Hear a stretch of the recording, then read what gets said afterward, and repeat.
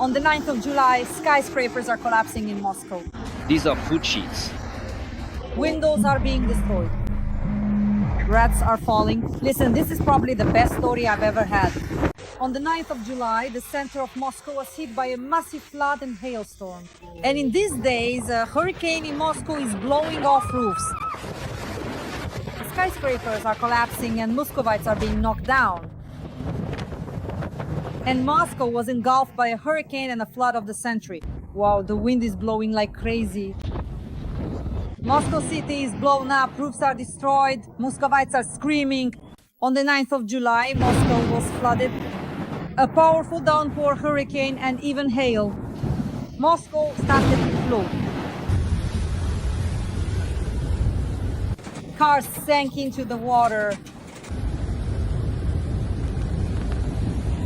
A tsunami and hurricane flooded the Muscovites. Boom, bad boom.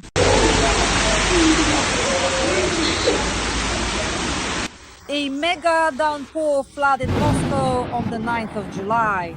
Whose car is this? Normal people will wash it for you. This is what the underground parking looks like in the north of the capital of Mordor, Pagoda. Yes, it is a flood. So the metro was flooded and the collapsed. Listen, this is probably the best story I've ever had. Moscow downpours flooded apartments, buses turned into mobile swimming pools, cars became boats, couriers on mopeds had a rough time. The streets turned into rivers, and Muscovites went swimming. Boom, bada boom. Hopefully they drowned. Friends, please like this video, subscribe to my YouTube channel, Reign of the Happy, write a few kind words in support of Ukraine in the comments, and let us know where you're watching from. Like, comment, subscribe, and let's get started. A heavy downpour hit Moscow. The rain will be even heavier during the evening rush hour peak. There may be localized flooding and squally winds. A heavy downpour in central Moscow started at around 12:30. Clouds are also gathering and thunder is rumbling in the north and east of Moscow. Rain is also being observed in the northeast of the Moscow region. Due to the downpour, trains were partially stopped on 2 metro lines. There is no movement on sections of the Kaluzhsko-Rizhskaya and Filevskaya lines. Moscow is flooded again. Because of the heavy downpour, cars are going underwater and the city sidewalks look like lakes. Traffic is paralyzed on Borovsko Highway. In the Dmitrovsky district, the courtyard is completely flooded. In the city center, Muscovites have to wade knee-deep in water or even climb over fences to get across the street and overcome the water obstacles. The especially resourceful switched to boats. Because of the heavy rain, even visitors to shopping malls had to get wet. For example, videos of severe flooding at the Vegas shopping mall are being posted online. A similar situation occurred in 2 other shopping centers in Moscow. To get out of the water, one of the mall visitors even had to come up with his own original method. According to meteorologists, some districts of Moscow received more than half the monthly average rainfall. Forecasts suggest that similar weather will persist in the capital for a couple more days. On the 9th of July, even Moscow city was wiped off the face of the earth. A tornado struck Moscow. Lightning struck the Ostankino Tower. It's on fire.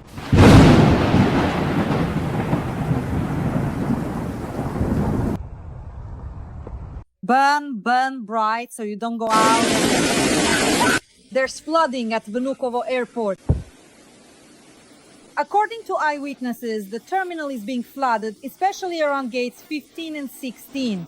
Several flights have been delayed, including to St. Petersburg, Yerevan, Pskov, and Nalchik. Muscovites are in a panic.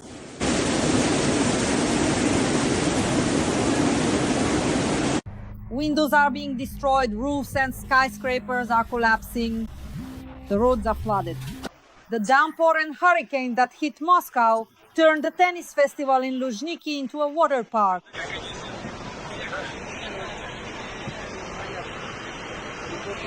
Friends, a yellow danger level has been declared in Moscow. Heavy rains have flooded Moscow, tearing off roofs and shattering windows. But the most interesting thing is that Muscovites are swimming home. Heavy rains and thunderstorms have started in Moscow. In some districts, there is no electricity and thunder can be heard.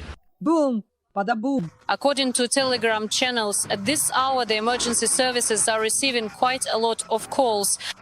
For example, a woman called an ambulance after a fence fell on her, but a boy needed help after a branch fell on him. According to the investigative committee, one person has died. It was a man in the north of Moscow who was crushed by a tree. Friends, please like this video, subscribe to my YouTube channel, Dasha Shasliva, and write a few kind words in support of Ukraine in the comments, as well as where you're watching from. Your favorite topic, Moscow cat, which got flooded. Some people are at the sea, and here we are, and over there, people swimming. A downpour with hail hit Moscow.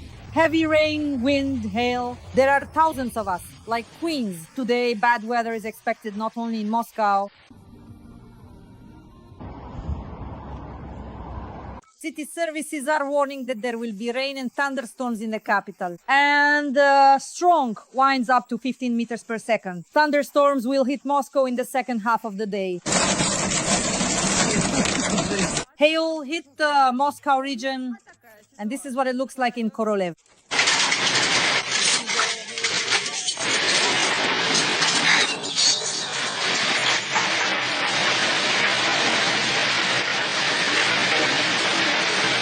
I honestly have no idea how this tree ended up here. This tree just flew in from somewhere. This is the middle of the road.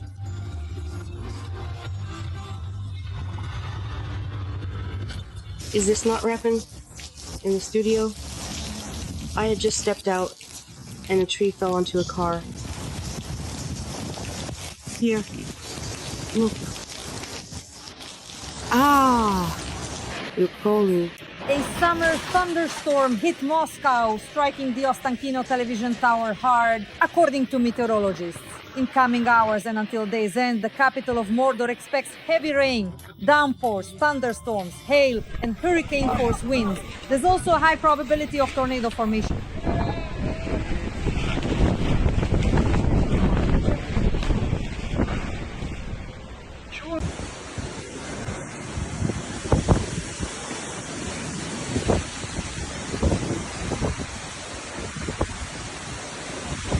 Coco, throws it.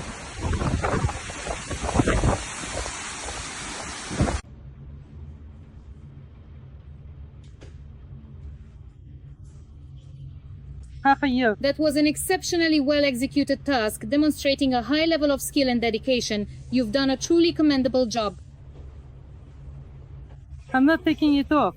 I really don't think there will be such a strong gust of wind.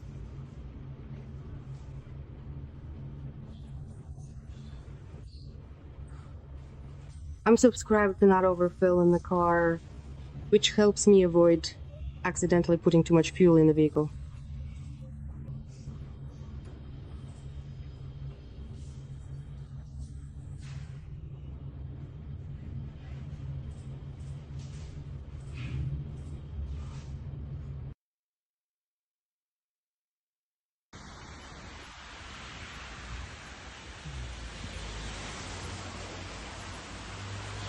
Just before gravy, the road is a mess.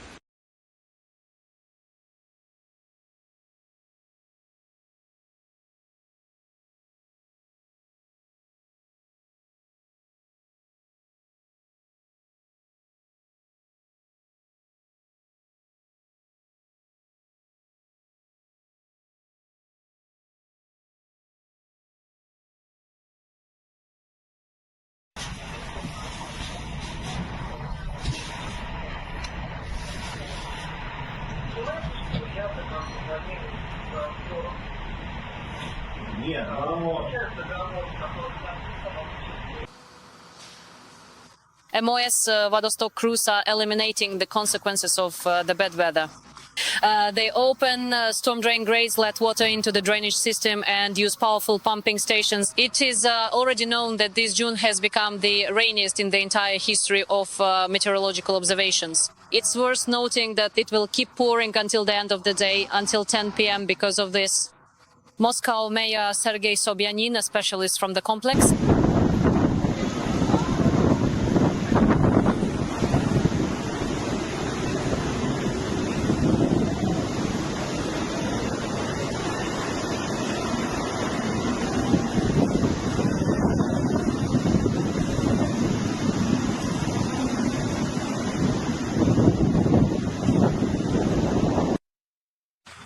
According to specialists from the Fubos Center, there's not much left to endure.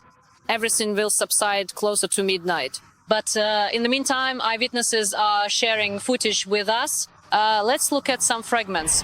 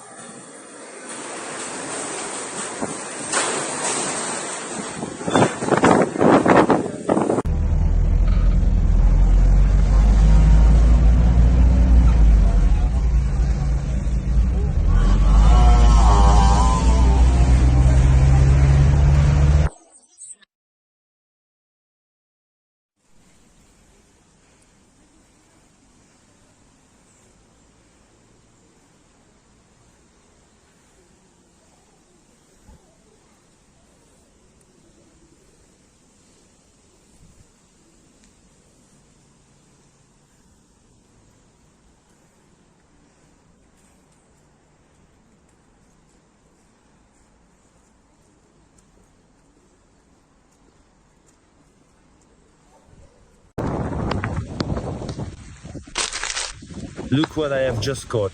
Just look how incredibly windy it truly was. All the towering trees were swaying and bending in the powerful gusts. Look, even.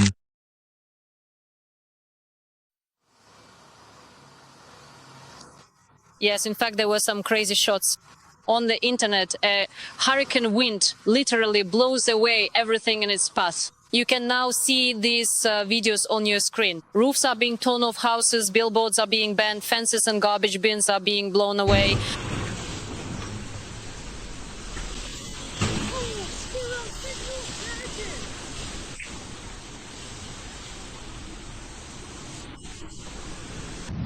The pit fire. Oh, I hope no one was hurt here. Oh, and there's even some daredevils trying to swim across. Horrible. There's one of them. But they clearly don't have it. There's also right there. People are making a new road across the lawn.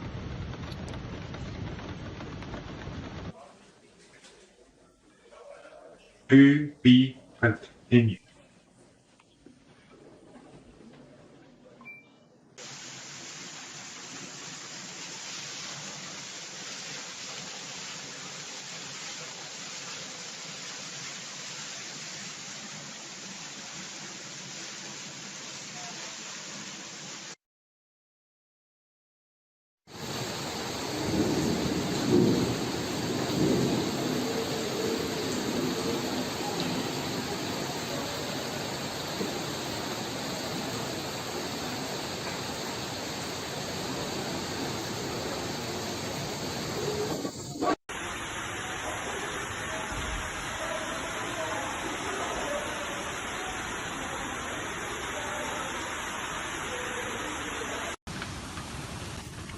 So it looks like our house is in danger.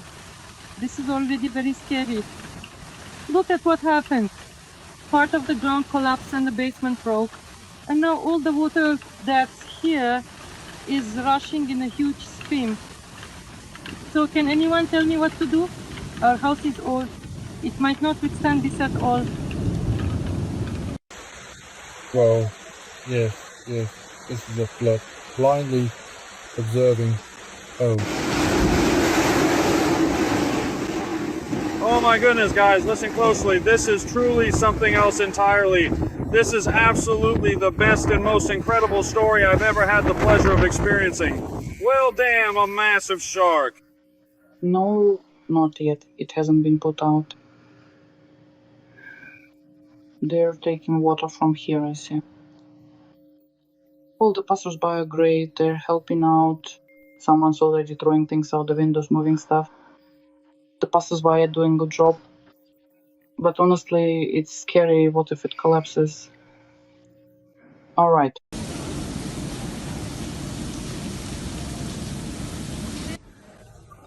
I'm slowly and carefully pouring it all out, and I can truly feel it. The sensation is quite profound.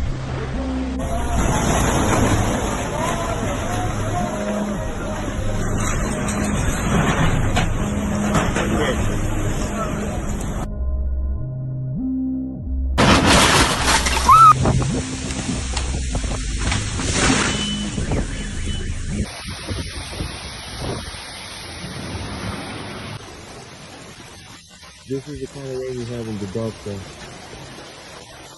Pacific.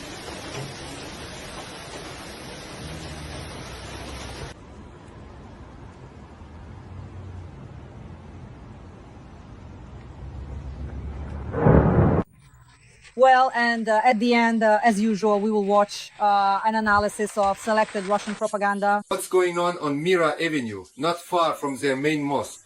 On the days when they have Eid al-Adha, there is no traffic on this 12-lane highway. 12 lanes, 6 in one direction and 6 in the other. And here, people are filming from their balconies, from the Prospect Mira metro station and off into the distance along Yaroslavskoye highway. You can't see the end.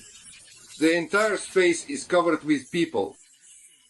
And these are men, healthy, sober men, all of whom practice wrestling, go to gyms, to training sessions. It's an army, a whole one. And if one day they're ordered by the mullah to wipe out Muscovites, believe me, they'll do it quickly. Because the Ministry of Internal Affairs won't even have time to react or handle it. And the result will be very tragic. Why are they so strong? Well, I'll say it again. Because they are united. And the only thing that binds them is faith. Some idiot who put on a cassock, really, I can't call him anything but an idiot, is a representative of the Antichrist forces. There's no other way to put it. He tells the spiritual administration of Muslims and billions of Muslims that our faith is wrong. I have a question. Who are you to say such things? There are 30 million indigenous Muslims living in Russia. And what are you trying to tell us whether our faith is right or wrong? While we are doing everything we can to unite Muslims and Christians? And now, yet another idiot is making these kinds of provocative statements. But again, I have a question. Does someone really have to go and break the law? And did something so that idiots like this wouldn't say such things? And if anyone raises the head of nationalism, that head needs to be cut off. It just needs to be cut off, that head. But why is it about the Crimean Bridge for them? Doesn't that stir any particular emotions in you? But if it's about the Kiev Dam, you get upset every time. But if Ukraine strikes the Crimean Bridge, what's stopping us from destroying it? What then? I really don't understand. Personally, I don't post all these things. It's not me, but think logically. Vladimir Rudolfovich, you're not thinking logically. Because I read the experts. It's sabotage, but it didn't even cause any harm to the Kiev Bridge. But if it could have... And you talk about the Kiev Dam, there at least tens of thousands of people would have died. Let me remind you, that was sabotage, but this is terrorism. These are different things. Vasilich, excuse me, let me remind you that before the Keys, the previous sabotage on the Crimean Bridge led to the deaths of people. Moreover, it was only by a stroke of luck that the passing train nearby didn't derail, because that was exactly the plan. I'm not arguing with you, because then it would seem like I'm covering for one side. But why should a strike on the dam lead to people dying? What are you talking about? If the Kiev Dam is blown up? Yes, so what? Come on, really? No, wait, there? No, wait. Listen. The water would flood half of Kiev region and the Kirovohrad region. Civilians would die, and in large numbers... Hold on. When the Ukrainians blew up the Kakhovka hydroelectric power plant dam, I don't remember anyone being particularly upset about it. I was there. I saw it all with my own eyes, and people died. So what? Did the international community even flinch? Look, excuse me, do you know how many strikes hit there? They were deliberately pounding it with HIMARS. And just think how much money was spent firing those HIMARS to bring down that dam. And so what? I'm all for punishing them. But I'm against calling for revenge, like, let's blow up Oreshnikov or destroy the dam in Kiev or somewhere else. Are you suggesting that during the Great Patriotic War we should have conquered Berlin? Every voice matters. Join our community, support independent journalism and help us bring you the truth from Ukraine. Become a member of Ukraine Today. Join us now. Russia, as always, underestimates its opponents. They seriously underestimated Mr. Zelensky and his team, no matter what they called him. Let's remember, comedian, drug addict, expired, and so on and so forth. Apparently, the people who used such words and epithets about him were just trying to assert themselves. Cheap drones, where artificial intelligence was used, where there was delivery involved, this is a successful special operation. Do you understand? In the language of special services, this is a very successful, bold operation. It resulted in minimal costs, but caused damage worth billions of dollars. What can I say? Bold and effective. Here he is, as you can see, the head of the security service of Ukraine.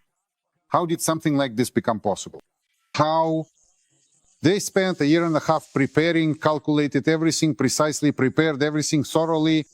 After all, this is a success. It's the success of the SBU, no matter what anyone tells me.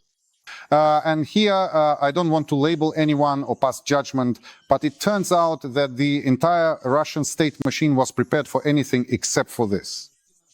Special operation, that's how it seems. So they didn't even consider it in their models? I will answer you. After all, it turns out that we all left hanging. Literally, we don't know where these trucks might be, whether such trucks exist, whether there are similar caches. Because in this way, what they demonstrated today could destabilize things even without sending drones from Ukrainian territory. For example, it could disrupt the operation of aviation hubs. Yes, key ones across Russia. We can see that they've reached as far as the Amur region. So it turns out that any rear areas, any industries, any directions can be destabilized. And this reminds me of the story with Mossad and remember the special operation with the cell phones. This is even bolder here. Here there's artificial intelligence, storage delivery, and in fact the strike itself. This is a weakness, not a strength. It turns out that the opponent has a different model. Everyone used to laugh at him, right? They said, yeah, he's this and that, but he created a system. Was it him or was it his team? If it was his team, then it's to his credit that he put together such a team.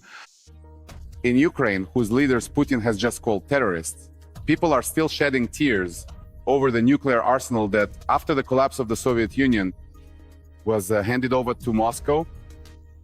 They are suggesting making dirty bombs from the fuel that remains at the Chernobyl nuclear power plant. Supposedly, it would only take a few weeks to do this, and then, without warning, drop the bombs on Russia. These people are sick.